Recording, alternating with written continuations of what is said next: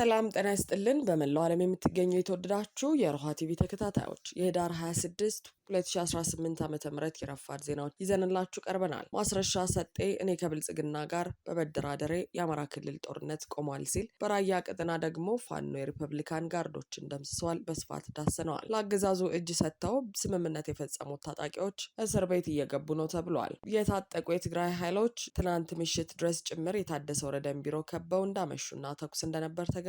የአሜሪካን ኢሚግሬሽን ባለስልጣናት ሚኒሶታ ያሉ ሶማሊያውያንን ማሰር መጀመራቸው ተነግሯል። ውድ አድማጭ ተመልካቾቻችን አብራችሁ ልትቆዩ ከፈቀዳችሁ እነዚህ መረጃዎች በዝርዝር የምናሰማችሁ ይሆናል። የሮሃ ቲቪ ወቅታዊና ሀቀኛ መረጃዎች እንዲደርሷችሁ ቻናሉን ሰብስክራይብ፣ ላይክ እና ሼር በማድረግ አሁኑኑ ቤተሰብ ይሁኑ።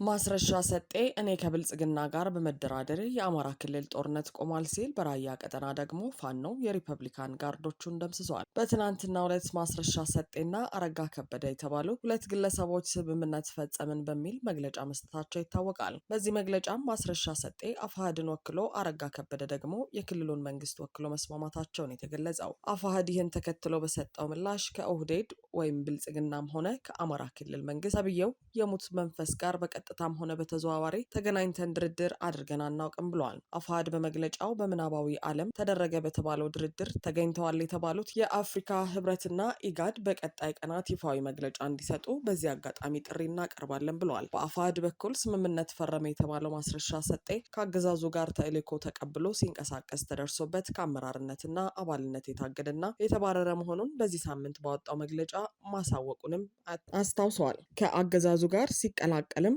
ለስራ ተብሎ የተላከለት በርካታ ያልተወራረደ የህዝብ ገንዘብ በእጁ እንደሚገኝና የሰላም ስምምነቱን ለዘረፋ ሽፋን ለማድረግ ከአገዛዙ ጋር ተቀናጅቶ እየሰራ መሆኑ ሊታወቅ ይገባል ብለዋል። አገዛዙ ሰሞኑን በተለያዩ በበሬ ወለደ ዜናዎች የሚፈራገጠው የፋኖ አንድነትን ለማደናቀፍ ብሎ መሆኑን ህዝብ ተገንዝቦ በቀጣይነት የምናወጣቸው መግለጫዎች እንዲጠባበቅ ሲል አሳስበዋል። ይህን የማስረሻ ሰጤን የስምምነት መረጃ ተከትሎ የአፋብኃ ቴዎድሮስ እዝ ምክትል የፖለቲካ ዘርፍ ኃላፊ አርበኛ ግሩም ምሳሌ በሰጠው አስተያየት አርበኛ ዘመነ ካሴ ሲታሰር ያኔ በጠዋቱ የህዝባዊ ኃይል ምክትል ሰብሳቢ የነበረውን ካፕቴን ማስረሻ ሰጤ መሪዎችን ድርጅቱንና በህቡ የተደራጀውን ኃይል በትኖ ከስርዓቱ በተሰጠው መኪና ደብረ ማርቆስ ዩኒቨርሲቲ ትምህርት ሲጀምር ነበር ከአዲሱ ትውልድ አእምሮ የወጣውን የፖለቲካ ምትን የተለማመደው ብሏል። የማስረሻንና ያረጋ ከበደን ምናባዊ ስምምነት ተከትሎ በማህበራዊ ሚዲያ የተለያዩ አካላት እየተነጋገሩበት መሆኑ ይታወቃል። ሆኖም 17 ሰዎችን ብቻ አስከትሎ ወደ ብልጽግና የገባው ማስረሻ ሰጤ ትናንት በሰጠው መግለጫ ትልቅ ጦር ያስከተለ ሙሉ ፋኖ የወከለ ነበር የሚመስለው። አረጋና ከበደም በአፍሪካ ህብረትና በኢጋድ ፊት እንዲሁም ለኢትዮጵያ ህዝብ ባደረጉት በዚህ ንግግር ከአሁን በኋላ በክልሉ ውጊያ የቆመ ነበር ያስመሰሉት። ከሁሉ በማስቀደም ይሄ በአማራ ክልል ለ3 ዓመት ሲደረግ የነበረው የጦርነት አዙሪት እንዲቆም ከፍተኛውን ጥረት ስታደርጉ ለነበራችሁ ለአፍሪካ ህብረት እንዲሁም ሌሎች ዓለም አቀፍ ተቋማት እና ለመከላከያ ከፍተኛ አመራሮች ከፍ ያለ ምስጋናን ማቅረብ ፈልጋለሁ። እንደሚታወቀው ወደ ጫካ የወሰዱን የተለያዩ የህዝብ ጥያቄዎችን ይዘን ነው። እነዚያ የህዝብ ጥያቄዎች የሚመለሱበትን እና ይህም በሂደት አሁን የሚመለሱ በአጭር ጊዜ፣ በመካከለኛ ጊዜና በረጅም ጊዜ የሚመለሱ ብለን በ3 ከፍለን ተወያይተን ተስማምተናል ማለት ነው። ሆኖም ግን ማስረሻ ሰጤ ከአገዛዙ ጋር የተዋጋ የተደራጀ ኃይል ኖሮት አያውቅም። ታዲያ በአረጋ ከበደና በተመስገን ጥሩነህ ተጽፎ የተሰጠውን ጽሑፍ በሚያነብበት ወቅት የአማራ ክልል ጦርነት አረጋ ከበደና እርሱ ስምምነት ስላደረጉ ብቻ መቆም እንደቻለ ሲናገር ተደምጠዋል። የት አካባቢ ይመራው የነበረውን ጦር ይዞ እንደገባ ቢጠየቅ እንኳን መመለስ የማይችለው ማስረሻ ጦርነቱ እንዲቆም ጥረት አድርገዋል ያላቸውን ሰዎች አመስግነዋል። የአማራ ህዝብ ጥያቄም እሱ አንድ ግለሰብ ሆኖ ስለተስማማ ተመልሷል፣ ይመለሳልም ብሏል።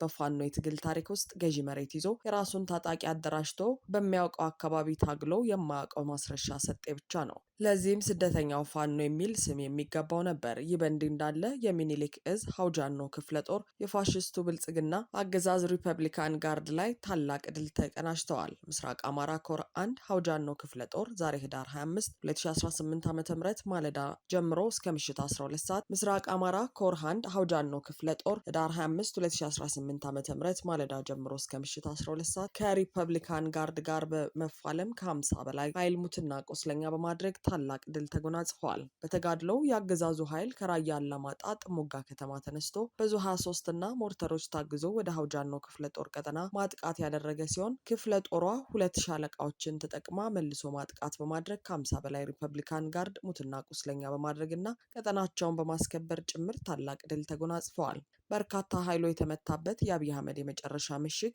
ሪፐብሊካን ጋርድ ከግራም ከቀኝም ተጨማሪ ኃይል በማያገኝበት ሁኔታ ውስጥ ሆኖ ራያ አላማጣ ጥሙጋ ከተማ ትምህርት ቤት ውስጥ በከፍተኛ ድንጋጤና ፍርሃት ውስጥ ሆኖ ይገኛል። በሌላ በኩል ለሪፐብሊካን ጋርዱ ተጨማሪ ኃይል ማስገባት ያልቻለው አገዛዙ ሰራዊት ራያ ቆቦ ጮቢ በር ሆኖ ኦራል ላይ የተጠመዱ 2 ቻይና ሰራሽ መድፎችን ወደ ራያ ቆቦ ባይባወና ኩቢ ቀረንሳ እያስወነጨፈ ንጹሐን ላይ ጉዳት እያደረሰ አምሽቷል ሲል አፋብኃ ሚኒሊክ እዝ አሳውቋል።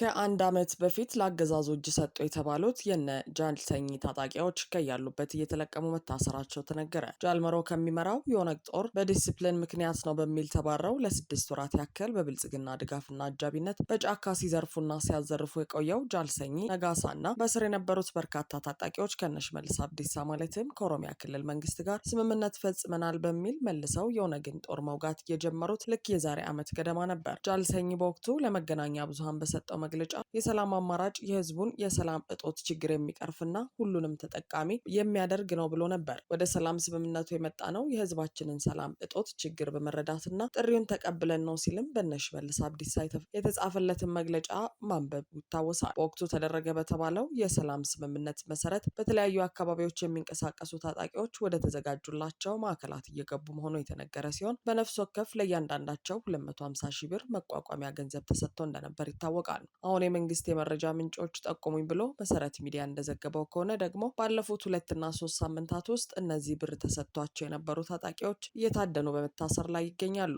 አሁን ላይ ሜክሲኮ በሚገኘው የፌዴራል ፖሊስ ከ35 እስከ 40 የሚደርሱ ታጣቂዎች ተይዘው ይገኛሉ ያሉት እኚህ ምንጭ እስካሁን ፍርድ ቤት እንዳልቀረቡም ጠቅሰዋል። ይህን መረጃ ከአንድ ሌላ ምንጭ አጣራን ሲሆን ታሳሪዎቹ በኦሮሞ ነጻነት ሰራዊት ውስጥ ከፍተኛ አዋጊዎች የነበሩና ከፍ ያለ ስልጣን የነበራቸው እንደሆነ አንስተው ጃልሰኝ ነጋሳ ግን ከታሳሪዎቹ ውስጥ እንደማይገኙ አረጋግጠዋል። እስካሁን የእስሩ ምክንያት ምን እንደሆነ ግልጽ አይደለም። ካሉበት ቦታ ሁሉም እየታደኑ በቁጥጥር ስር እየዋሉ ወደ አዲስ አበባ ተወስደዋል። ምናልባት ወደፊት ተመልሰው የኦሮሞ ነጻነት ሰራዊትን ሊቀላቀሉ ይችላሉ የሚል ስጋት ኖሮ ወይስ በሄዱባቸው አካባቢዎች ወንጀል በመፈጸም ተጠርጥረው የሚለው የሚታወቀው ፍርድ ቤት ቀርበው ክስ ሲነበብላቸው ነው የሚሉት የመረጃ ምንጭ ፍርድ ቤት ቢቀርቡ እንኳን ጉዳዩ ሚዲያ ላይ ይወጣል ብለው እንደማያስቡ ተናግረዋል።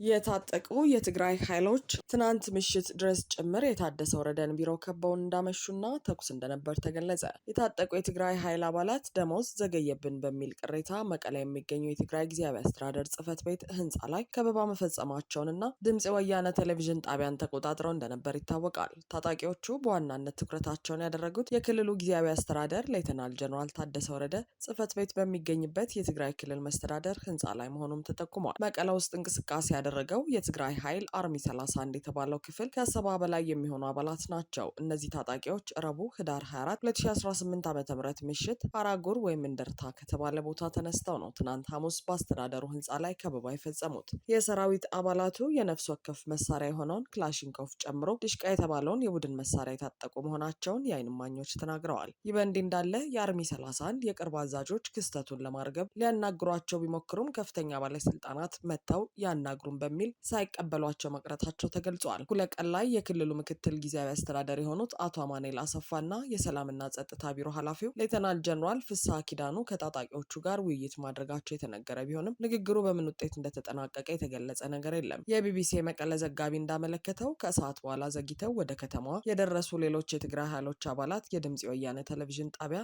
መስሪያ ቤትን ተቆጣጥረው ሰራተኞቹ ህንፃውን ለቀው እንዲወጡ አድርገው እንደነበር ተገልጿል። በዚህ ምክንያት ጣቢያው ለ2 ሰዓታት ሰዓታት ያህል ስርጭቱ ተቋርጦ ቆይቶ አመሻሽ ላይ ወደ አየር መመለሱ ተረጋግጧል። በተጨማሪም ከሰዓት በኋላ የሰማዕታት ሐውልት በሚገኝበት ግቢ ውስጥ ካለ ጫካ ከፍተኛ ፍንዳታ መሰማቱ ታውቋል። በተጨማሪም በፕሬዝዳንት ጽህፈት ቤት አካባቢ ያለው ሁኔታ ምሽቱን ባለበት መሆኑን የትግራይ አርሚ 31 እና 22 ታጣቂ ኃይሎች የፕሬዝዳንት ጽህፈት ቤት ቢሮ እንደከበቡ መሆናቸውም ተገልጿል። ጉዳዩም በትክክል ያጣሩ የዓይን እማኞች ሐውልቲ ላይ ፍንዳታ ነበር፣ ድምፀ ወያነ ትግራይ ቴሌቪዥን ሰራተኞች ከቢሮ እንዲወጡ ተደርገዋል፣ ይህንን ታጣቂዎቹ ተቆጣጥረውታል ሲሉ ተናግረዋል። በፍንዳታው የተጎዳ ሰው ይኖር አይኖር እስካሁን በትክክል የታወቀ ነገር እንደሌለ የገለጹት ነዋሪዎቹ የፕሬዝዳንት ጽህፈት ቤት ቢሮ አካባቢን፣ ድምፀ ወያኔን፣ ትግራይ ቴሌቪዥን ሐውልቲን ታጣቂዎች ተቆጣጥረዋል ነው ያሉት ብለዋል። በሌላ በኩል ነዋሪዎቹ ምሽት 3 ሰዓት ያለውን ሁኔታ ሲያስረዱ ሁኔታው እንዳለ ነው ያለው፣ ተኩስ ነበር፣ የተኩስ ውጤት ገና አላወቅንም፣ አሁን ግን ትንሽ ረጋ ብሏል ብለዋል። በትግራይ የሚስተዋለውን አለመረጋጋት በተመለከተ ነዋሪዎች በሰጡት አስተያየት ገበያ ላይ ያለው ሁኔታ ከሽንኩርትና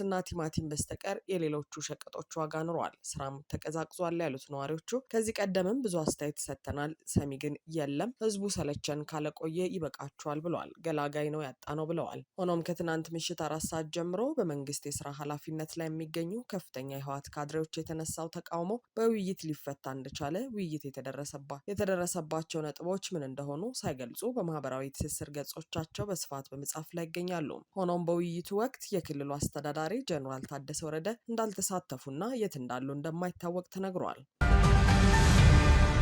የአሜሪካን የኢሚግሬሽን ባለስልጣናት ሚኒሶታ ያሉ ሶማሊያውያንን ማሰር መጀመራቸው ተነገረ። በሚኒሶታ ግዛት የስደተኞች ጉዳይ ጠበቃ የህግ ባለሙያው አቶ ሙሉዓለም ጌታቸው እንደሚሉት ከ80 እስከ 100 ሺህ የሚገመቱ ሶማሊያውያን ስደተኞች በሚኖሩባት ሚኒሶታ ግዛት በአሁኑ ሰዓት ሶማሊያውያን ስደተኞች በቁጥጥር ስር መዋል መጀመራቸውን ገልጸዋል። እርምጃው ለኢትዮጵያውያን ስደተኞች ጭምር ከባድ ስጋት መሆኑንም አመልክተዋል። የአሜሪካ ኢሚግሬሽን ባለስልጣናት በሚኒሶታ ግዛት በሚገኘው ሰፊ የሶማሊያ ማህበረሰብ ውስጥ ዘመቻ እንደሚጀምሩ እየተነገረ ባለበት ሁኔታ ፕሬዚዳንት ዶናልድ ትራምፕ ደግሞ ሶማሊያውያን ስደተኞች አሜሪካ ውስጥ እንዲኖሩ እንደማይፈልጉ ከሰሞኑ ተናግረዋል። ይህ ሁኔታ በሚኒሶታ ግዛት በተለይ እርሷ በምትሰራበት ሆስፒታል አካባቢ የፈጠረውን ስጋት አስመልክቶ በግዛቲቱ የሚኒያፖሊስ ከተማ ነዋሪ የሆነችውና ዶቼቬሌ ያነጋገራት ሮዛ ዘውዴ በስጋት ምክንያት ሆስፒታል ጭምር ባዶ መሆኑን ገልጻለች። በዛው አካባቢ ሶማሊያውያን ስደተኞችን አላግባብ ማሳደድ እንዲቆም የሚጠይቅ ስብሰባ መካሄዱንም ሮዛ ትናገራለች። ጠንካራ ስደተኞች ናቸው፣ በሆስፒታል ውስጥም ብዙ ስራ የሚሰሩ ናቸውና ይህ ነገር እነሱ ላይ ጥቃት እንዲደርስባቸው አንፈልግም፣ እኛ ለእነሱ ድምጽ መሆን አለብን ስትልም ተናግራለች። የህግ ባለሙያው አቶ ሙሉዓለም ጌታቸው በሚኒሶታ ግዛት የስደተኞች ጉዳይ ጠበቃ ናቸው። አቶ ሙሉዓለም እንደሚሉት ከ80 እስከ 100 ሺህ የሚገመቱ ሶማሊያውያን ስደተኞች በሚኖሩባት ሚኒሶታ ግዛት የኢሚግሬሽን ባለስልጣናት የከፈቱት ዘመቻ ብዙ ምክንያቶች አሉት። አንዱ ምክንያትም እነዚህ ከዚህ ቀደም በኮቪድ ሰዓት ላይ ሚኒሶታ ላይ የነበሩና ከዛም ቀጥሎ ከኮቪድም በኋላ ተያይዘው የመጡ በተለይ በኢኮኖሚ ዝቅተኛ የሆኑ ማህበረሰቦች የሚደግፉ ፕሮጀክቶች ላይ ከተሳተፉ ሰዎች በብዛት ሶማሊያውያን ስደተኞች ይገኙበታል። እናም በተሳተፉበት ሂደት ውስጥ ብዙ ገንዘብ ተመዝብሮ ነበር። ምርመራው በኋላ ላይ በፍትህ ሚኒስቴር ሲመራ ከተገኙት ውስጥ ትልቅ ገንዘብ የወሰዱት ሶማሌዎች ናቸው። እነዚህ ደግሞ ወደ ኬንያና ወደ ሶስተኛ ሀገር ገንዘባቸውን አሽሽተው ነበር። ስለዚህ የሶማሊያን ማህበረሰብ በአብዛኛው ማዕከል ያደረገው ወይም ወደ ዋሽንግተን ፖለቲካ ውስጥ ያመጣው ዋነኛው ምክንያት ይሄኛው ነው ይላል። በአሁኑ ሰዓት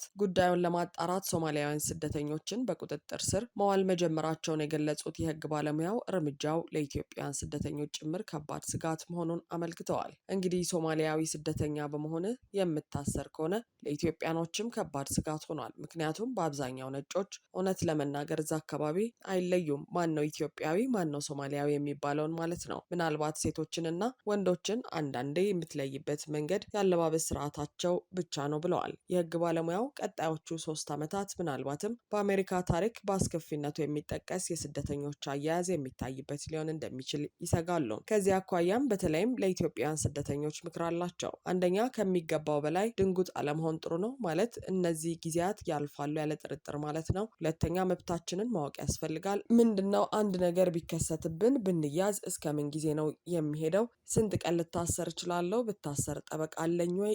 ልደውልለት የምችለው ማን ጋር ነው የምደውለው? እነዚህ እውቀቶች ቢኖሩን ጥሩ ነው። ምክንያቱም ህጉ ውስብስብ ነው፣ ብቻህን የምትጋፈጠው ነገር አይደለም። እናም እዚህ ሀገር እስከኖሩ ድረስ እዚህ አይነት መዋቅር ውስጥ ራሳቸውን ቢከቱ በጣም የሚረዱ ሰዎች አሉ ሲል ገልጸዋል። እንደ ማህበረሰብ ደግሞ አሜሪካዊ ዜግነት ያላቸውና በቤተ ክርስቲያናትና በመንግስታዊ ያልሆኑ ተቋማት ያሉ ሰነድ የሌላቸውና ጉዳያቸውን በህግ ሂደት ያሉትን ወገኖች የመርዳት ግዴታ እንዳለባቸው ማሰብ አለባቸው ብለዋል። እንዲሁም ሰርቶና ተምሮ ለመለወጥ ሰፊ እድል የምትፈጥረው አሜሪካ ጥሩ ባህሏ እንዲቀጥል ማድረግ እንደሚያስፈልግ የተናገሩት የህግ ባለሙያ ሰሞኑን በአፍጋኒስታናውያንና ሶማሊያውያን ስደተኞች ላይ ከደረሰው ልምድ በመማር በየትኛውም የወንጀልና የማጭበርበር ድርጊቶች ላይ ባለመግባት ጥንቃቄ ማድረግ እንደሚገባ አሳስበዋል። አድማጭ ተመልካቾቻችን የሰዓቱ የሮሃ ቲቪ ዜናዎች የተከታተላችኋቸውን ይመስሉ ነበር። አብራችሁን ስለነበራችሁ ከልብ እናመሰግናለን። ሰላም